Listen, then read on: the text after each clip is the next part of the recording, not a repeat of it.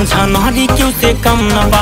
युवा नेता बन के छाए बाटिन बाटे दबदबा, बाटिन बाटे दबदबा। नारी के कमजोर न समझा नारी क्यों से कम न बा। युवा नेता बन के छाए बाटिन बाटे दबदबा, बाटिन बाटे दबदबा। बाते आए सम्मान पे ना बचबा गोली बाजी से, बाजी से।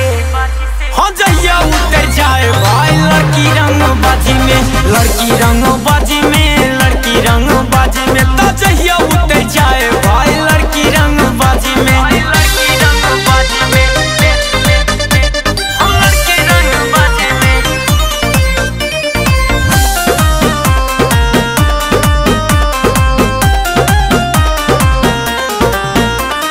नारी शक्ति कौ होत है पूछा तू ज्ञानी से, जे परिचित बाटे झांसी रानी की कहानी से, रानी की कहानी से, रानी की कहानी से। नारी शक्ति कौ होत है पूछा तू ज्ञानी से, जे परिचित बाटे झांसी रानी की कहानी से, रानी की कहानी से। सम्मान करो के बाटे अपने ताला चाबी से, हो जइया उतर जाए भाई लड़की रंग बाजी में, लड़की रंग बाजी